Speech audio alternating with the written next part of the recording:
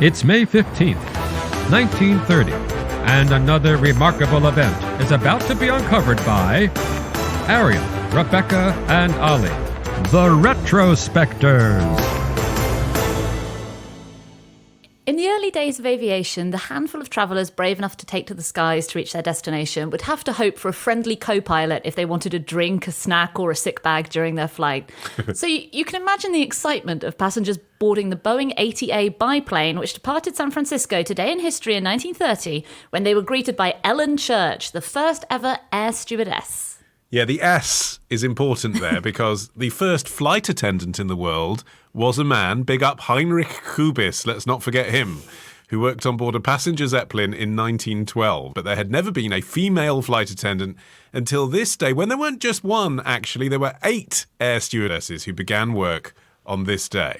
So Ellen Church was born in Cresco, Iowa in 1904, and she always loved flying, but after she graduated from high school, being no opportunities for female pilots, she did a nursing degree, and then she moved to San Francisco and started working as a nurse, but then she just on the side started taking her own private flying lessons and earned a private pilot's license. And she walked into Boeing Air Transport office in San Francisco one day and just applied for a position as a pilot, but she was quickly disabused of the notion and told in no uncertain terms that they didn't actually employ women. Steve Simpson, who was the district manager in the San Francisco office, told her that the airline was actually planning to hire some male stewards like those in the European airlines. And she then said, well, why don't I do that job? And she talked up her nursing skills as a way to kind of seal the deal.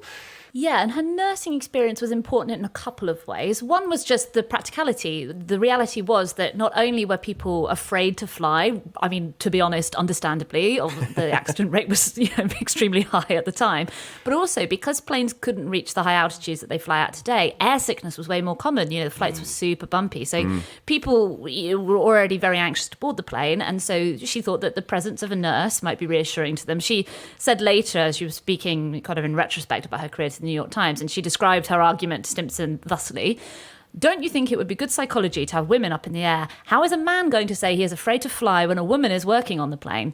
She was able to sell nursing as a way to make the position of flight attendant seem like an acceptable job for a woman. I think now we think of flight attendant as being kind of a female-coded job because it involves caring, because it involves customer service. But if you think from a 1920s perspective, the closest equivalent would have been a ship's steward or a railway porter, and those were male jobs. Women were, yes, they were meant to be looking after people, but they were meant to be doing it in a private domestic setting or, a semi-private setting like a hospital. Public-facing service roles were still seen as a male preserve. So comparing it to nursing in a hospital, which was, one of the few jobs that was acceptable for women to be doing in public, was actually a really clever move for her. So they had these 8 air stewardesses on their hands, and yes, there were these requirements of them being small enough to fit into these tiny little boxes. They could weigh no more than 52 kilograms or 115 pounds. They had to be no taller than 5 feet and 4 inches. But also, even at this stage, you can detect the sexism that was being built into the role because they also had to be single. So that doesn't seem to align terribly easily, considering that the duties that they were expected to undertake did include caring for the sick and frightened passengers, but then also things like taking tickets, loading and unloading luggage, helping refuel the plane, passing out lunches, etc. I mean, none of these things would require you to be single rather than married, you would have thought.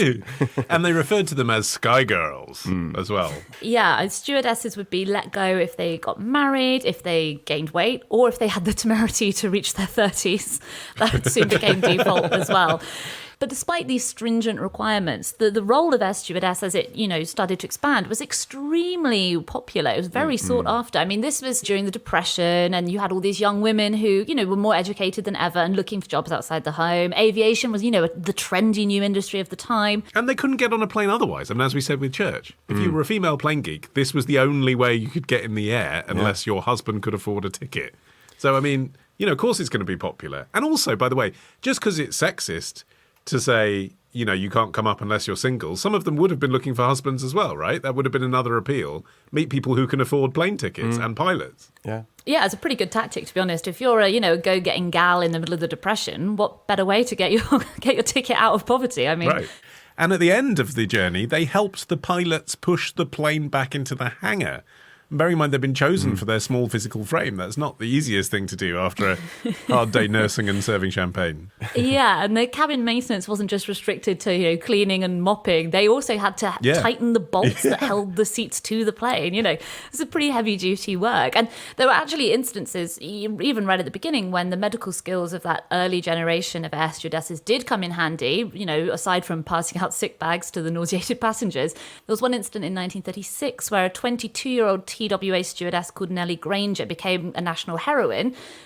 She was on a plane that crashed in a mountainous region of Pennsylvania. She pulled trapped passengers from the wreckage, she treated their injuries, and then she trekked several miles through the snow to raise the alarm. So even from the beginning, there was an understanding that, stewardesses weren't just there to hand around snacks, that they did have that level of responsibility. And I think that has only grown more and more over time. Also, just as another little snapshot about what the planes were like at the time, some of their other responsibilities were making sure that passengers didn't walk through the emergency exit, which presumably was a simple enough door that you could just kind of open it up and what's in fall here? Outside. Yeah, whoa!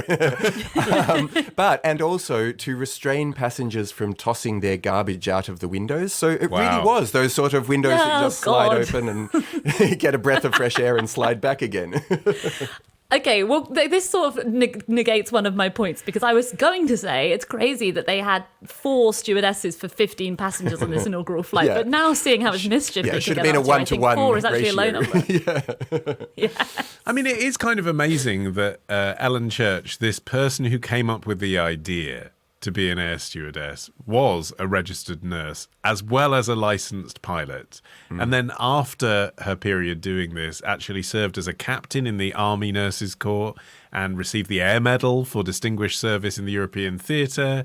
The airfield in her hometown in Iowa is named in her honor.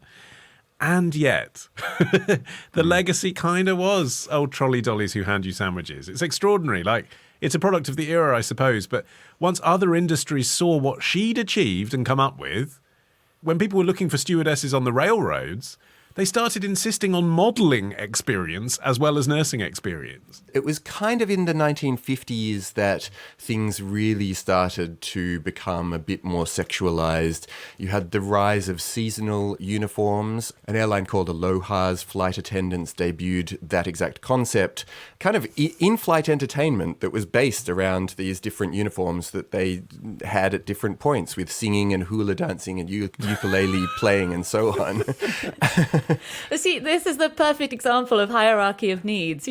People are no longer terrified to be flying. Now that you're comfortable in your seat, you want, your air stewardess to be wearing a grass skirt and bringing you a cocktail in a pineapple. And I think the peak of sexism was the 60s, really. I mean, the American Airlines Stewardess School was nicknamed the Charm Farm. They used to prescribe diet pills to their stewardesses to keep their weight down. So charming. And Braniff Airlines had an onboard air stewardess striptease. Whoa. Yeah, Braniff also used to advertise saying, "How do you like your stewardesses?" And they had another ad that read, "Does your wife know you're flying with us?" Air France as well, in response to that, had "Have you ever done it the French way?" with a picture of an air stewardess. Wow. I mean, if the stewardesses are supposed to be spending all their time shagging the passengers, who's going to bolt down the seats? But it was I know it was done slightly tongue-in-cheek, but it was as recently as the noughties that Virgin was still advertising, armies of air stewardesses walking through the airport looking sexy as their marketing campaign. And also people responded to it in the way that they wanted to work in the industry. By 1967, TWA accepted fewer than 3% of the applicants who actually tried to become air stewardesses, which was a lower acceptance rate than Harvard University. So it was really a place that you might want to go if you wanted to advance your career. Yeah, and that was despite those stringent requirements, which remained in place for a surprisingly long time. The first one to fall was the age discrimination. Equality legislation in the civil rights era made it illegal to fire women for turning 32. But the marriage bans persisted on some airlines right up into the 1980s, and the weight requirements weren't legally banned until the 1990s. And it's actually only in the last few years that rules about dress and makeup have started to face pushback. And you're still seeing kind of on the down low, airlines in their recruitment processes sort of indicating the sort of kind of person they're looking for, which is advertised in the form of an attractive young woman. I mean, Singapore Airlines still pretty much advertises that way, don't they? Although slightly different again to Southwest Airlines, whose 1971 campaign read, it's just shocking that this existed, but it read, "I'm going to fly you as you've never been flown before." Tomorrow. But the thing that he was actually wearing, if you wore today, you would look like a peacock if you stepped outside. Ditch the ads and get a Sunday episode when you join Club Retrospectors. Subscribe now on Apple Podcasts. Part of the Acast Creator Network.